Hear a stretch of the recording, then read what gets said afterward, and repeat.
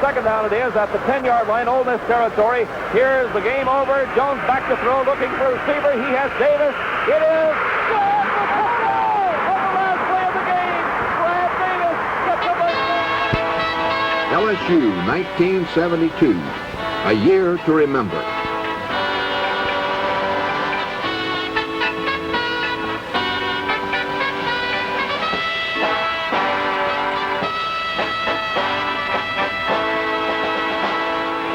The pageantry and spectacle that is LSU football is a vibrant state of collective minds. It begins on game nights outside the gates of Tiger Stadium. Tens of thousands of enthusiastic fans converge on this focal point, and for a few hours, 7 nights each year, it becomes the 4th largest city in Louisiana. In 1972, a record 470,078 fans watched LSU at home, a new one-year mark. The antics of Charlie Dupuis the Tiger, the allure of the Golden Girls and the Majorettes, the precision and talent of the Golden Band from Tigerland, all of this makes for the charisma that is Tiger football.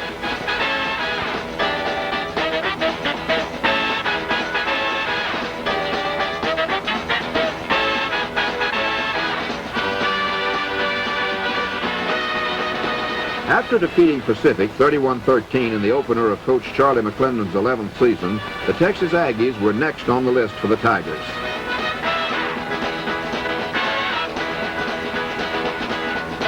Sophomore Juan Roca booms this opening kickoff into the end zone, an indication of things to come. Midway the first quarter, quarterback Bert Jones rifled to tight end Brad Boyd for 12. This one to split back Gerald Kegley, and it's a 14-yard pickup. On a 3rd and 9 at the Aggie 24, it's Jones to Boyd for the touchdown.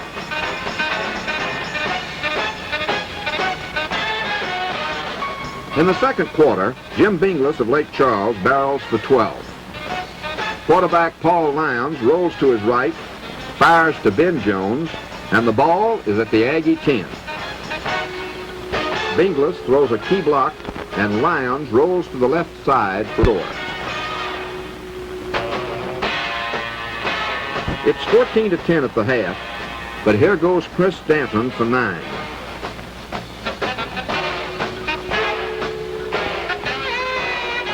Danton with another big block by Binglis, and it's a 30-yard romp. Then the touchdowns come in wholesale lots. Jones to Kegley. Joe Fauquier tosses to a wide-open Kegley. And finally, Jones throws to Ledoux, and it's a resounding 42-17 victory for the Tigers. For the first time in football history, a Big Ten school comes to Baton Rouge, the Wisconsin Badgers, with both teams boasting unbeaten records. With 11 1/2 minutes left in the first period, Jones finds Williamson for a 17-yard completion. Danton takes this pitch out and gains 9. Great protection permits Bert to wait for Williamson to get open, and it's another 13 yards for the Bengals. Jones to Kegley, and it's 7-0 LSU.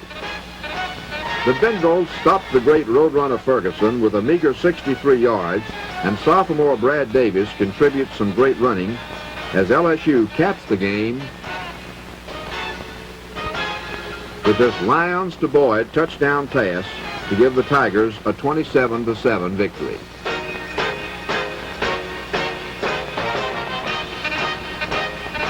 The watchword of football is defense, and once again in 1972, LSU's ability to stand off the opposition's moving of the football asserted itself.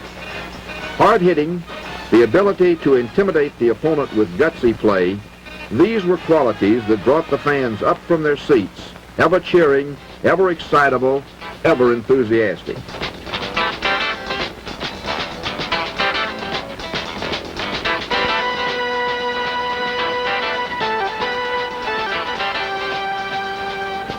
Alertness is never more apparent than when the opposition has problems holding on to the football. Then you watch the opportunistic Tigers pounce on the football and turn the game around.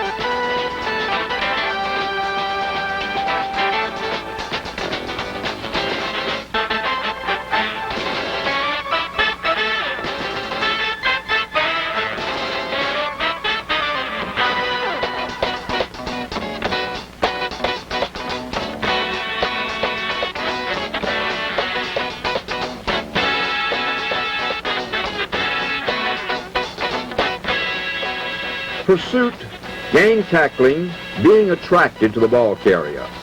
These are elements of which LSU's rugged defense is composed. They shall not breach our walls. This is the battle cry of the Tigers.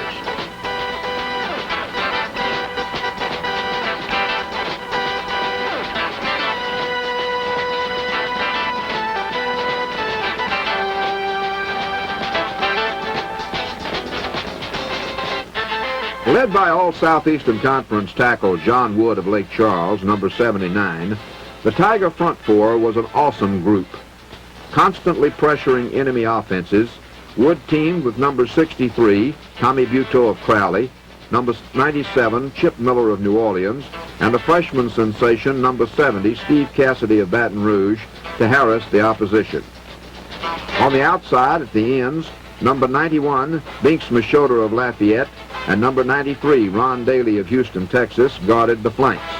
Backed up by number 95, Skip Cormier of Opelousas, and number 90, Jim Gainey of Hammond. A pair of Frosh logged enough playing time to become factors in the defense. They were number 61, Rock Rayford of Norco, and number 99, Kenny Bordelon of New Orleans.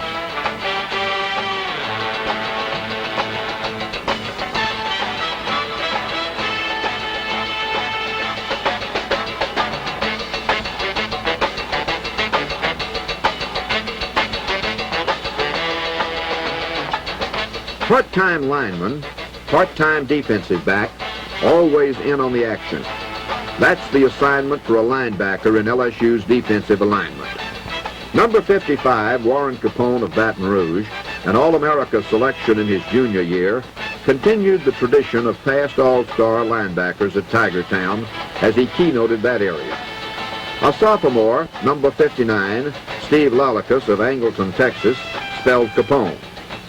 Junior Gary Champagne, number 47 of Netherland, Texas, and brilliant sophomore Bo Harris, number 80 from Shreveport, handled the strong side chores, while senior Pepper Rutland, number 41 from Baton Rouge, and a pair of sophomores, number 40 Mark Yokobides of Houston, Texas, and number 46 Don Roger of Garland, Texas, were on the weak side.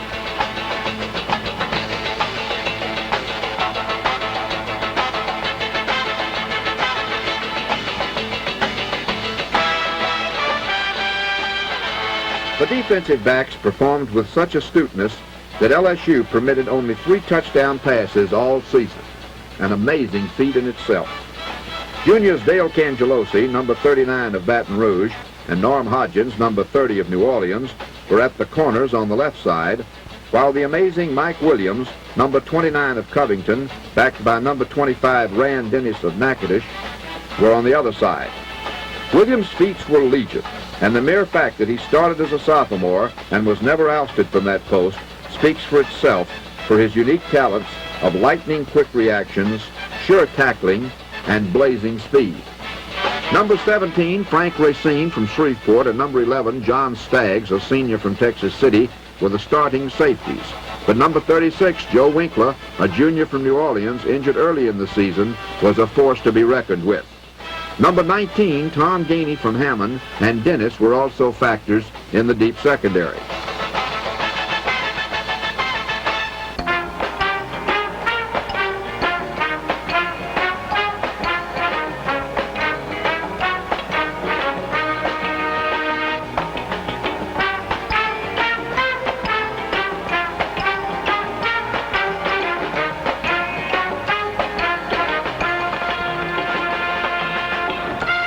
Now watch Mike Williams showing why he was named to the All-SEC sophomore team as he catches the speedy Nat Moore of Florida from behind in a driving rainstorm to prevent a touchdown, a play of incredible proportions. Mid-October, Auburn invades Death Valley, and both teams of Tigers have unblemished records as a then record 70,132 fans jam the stadium. All-America Bert Jones shows his heels for this 40-yard gainer, the longest run from scrimmage by a Tiger to that point in the season. From the Auburn 18, Jones fires this perfect strike to Jimmy Ledoux of Lake Charles for 11 yards. Number 7 keeps. Binglis clears a path, and with less than 7 minutes gone, it's LSU 7, Auburn nothing. It's the next Tiger possession, Jones to Williamson for 15. On target again. Bert to Kegley for 11. Success breeds success. To Kegley again, this time on a 3rd and 17 from the Auburn 19, and it's 14-zip LSU. The waning moments of the first half, LSU 14, Auburn 7. Sophomore Steve Rogers from Ruston rambles for 28 yards to the Plainsman 47. 7 seconds left. Joe Fauquier from Thibodeau on a reverse.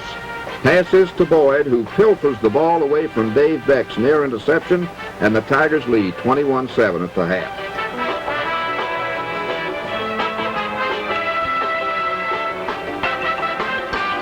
Bert hits on a pair of touchdown passes to Kegley in the second half as LSU plays its most perfect game of the season, rolling up 477 yards as Jones completes 10 of 14 aerials for 179 yards and 3 touchdowns, inflicting Auburn's lone defeat of the 1972 campaign. And Charlie Mack becomes LSU's winningest coach as he records his 84th victory since taking over in 1962.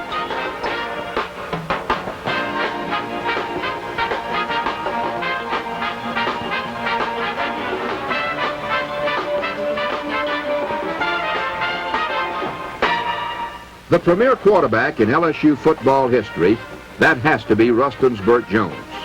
In his 3 years of competition, he set 20 new LSU records and tied one other. A consensus All-America, he was the Sporting News and the Cleveland, Ohio Touchdown Club's Player of the Year.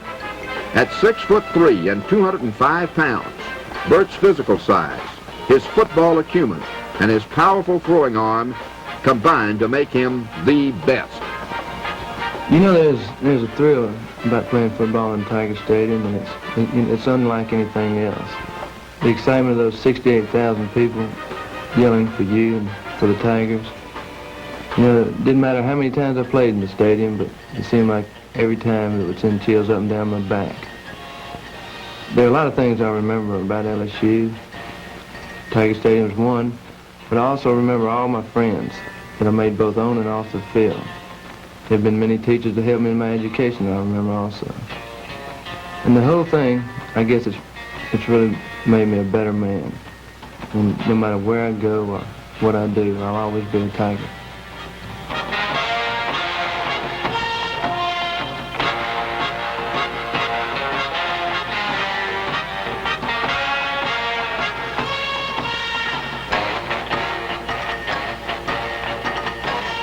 The other half of LSU's quarterback tandem was number 16, Paul Lyons from Midland, Texas. An inspirational type leader with a take-charge attitude, Paul was elected co-captain of the 1972 squad by his teammates. His ability to handle the sprint-out and option-type runs, plus his accurate arm, made him the perfect partner with Jones, since his style, contrasting with Jones, prevented the enemy from keying on a single brand of quarterbacking.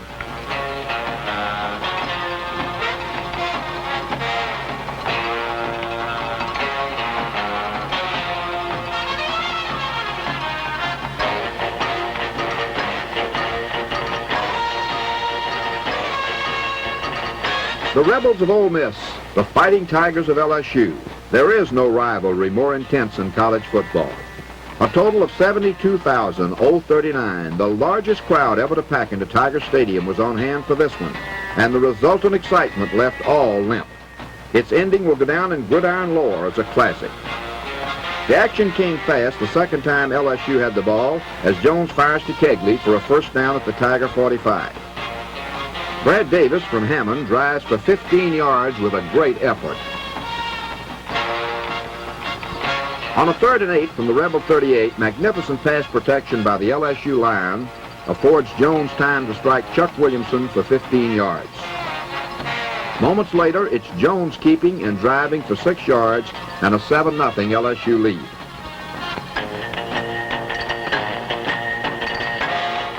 Rusty Jackson of Chatham, Alabama, toes this 29-yard field goal, but the thrills are yet to come. There are 3 minutes and 2 seconds left. Ole Miss leads 16-10. LSU's ball at their own 20. With 3 Rebels hanging on him, Jones drills this one to Kegley for 23 yards and a first down. Chris Danton from Baton Rouge dances over the right side for 5 yards. 2nd and 5. Jones is trapped for a loss of 9 to his own 39.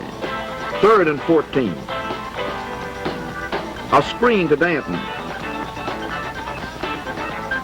It's good for 12, but 2 yards short of a first down, and it's a 4th down situation.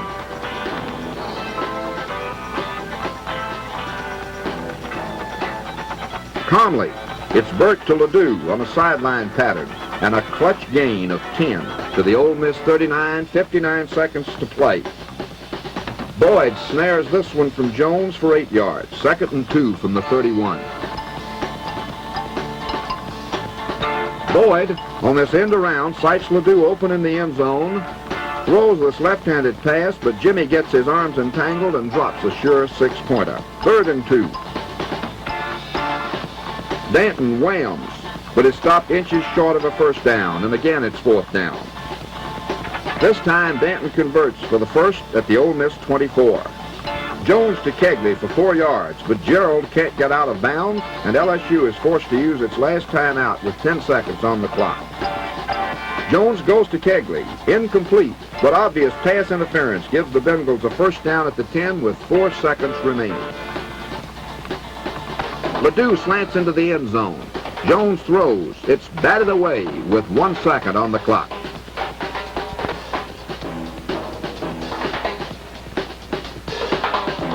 Words cannot describe this one. Jones.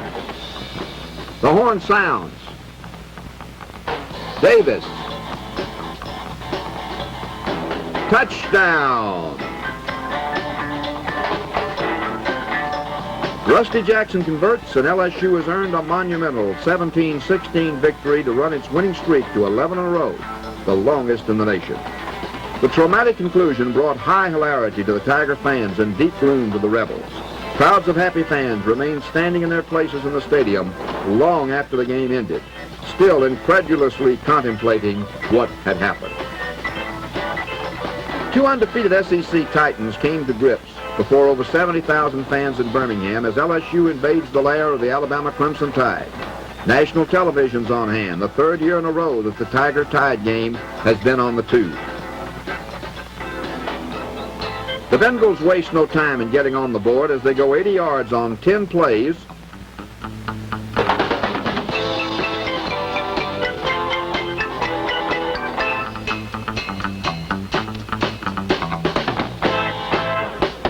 And it's all capped with this Jones to Ledoux 21-yarder for a 7-0 LSU lead.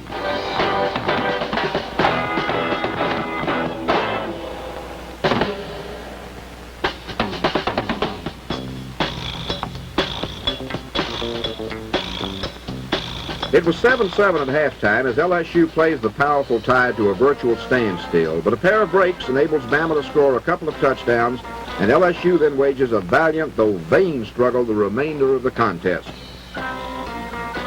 Jones passes to Williamson for 1 score.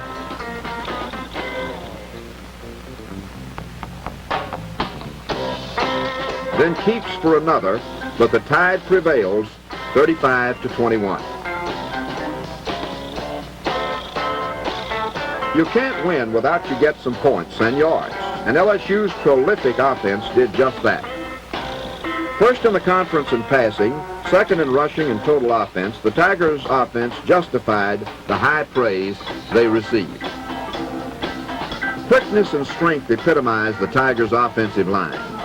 Tackled Steve Street, number 69 of Lake Charles, Jimmy Elkins, number 60 of Crowley, Randy Russell, number 77 of West Monroe, Tom Strickland, number 75 of Houston, Texas, and number 71, John Foray of Lake Charles. Guards Lloyd Daniel, number 66 of Franklinton, All-SEC Tyler LaFosse, number 64 of New Orleans, number 73 Russell Heald of Texas City, number 72 Richard Brooks of Crowley, and Jimmy Ostelet, number 53 of Lake Arthur, and centers Logan Killen, number 51 of Bossier City, and number 57 Phil Moses of Sulphur, combined pass protection with explosive blocking to break many Tiger long gainers. LSU perennially has been noted for its strong running backs, and 1972 was no exception. Chris Danton, Brad Davis, and Steve Rogers teamed at tailback, gaining 1,541 yards on the ground. Danton became the third leading career rusher in LSU history, and the brilliant Davis, another All-SEC sophomore selection, could challenge the immortal Billy Cannon's all-time mark before his college career ends.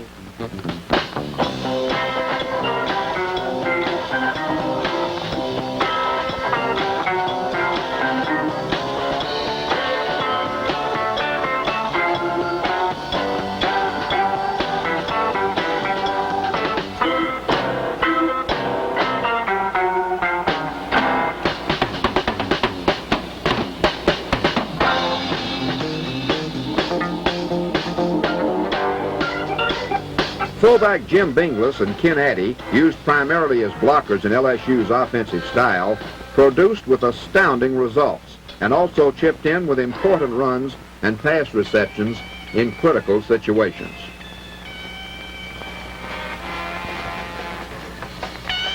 Bert Jones rewrote the passing record book for the Tigers, but to do so, he had to be blessed with guys who could catch the football, and that LSU had.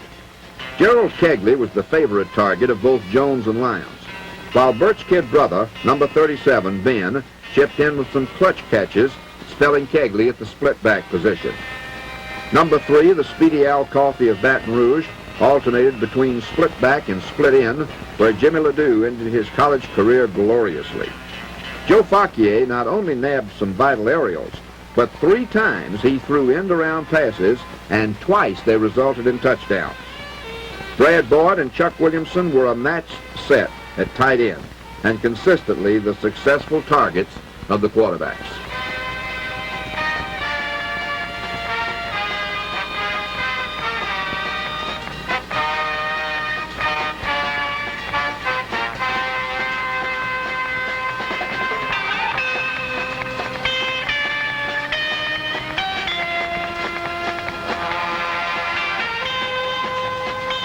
A total of 85,372 people packed Tulane Stadium to watch the 70th renewal of the LSU Tulane series, most ever for a night college game and most ever to see a game in the South. Tulane leads 3-0 midway the third period when Danton takes this throw from Jones for 15 yards. It's a 17-yard pickup as Williamson is in on the receiving end of this one. Rusty Jackson ties it up with his 29-yarder. Jones is injured, and Paul Lyons replaces him. Right off the bat, he departs on this great 44-yard run to the Greeny 17.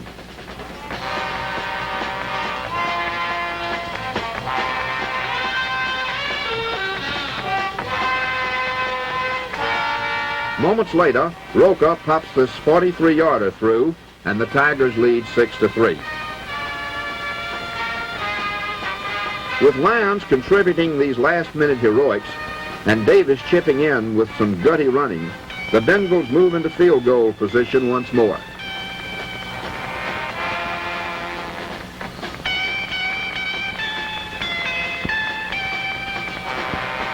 Jackson converts a 36-yard attempt for the 9-3 margin. LSU's defense prevents their opponents from scoring a touchdown in the final 9 quarters of the regular season, but it takes this sure tackle by Frank Racine on the final play of the game to extend the Tigers' domination over the Greenies, which began back in 1949.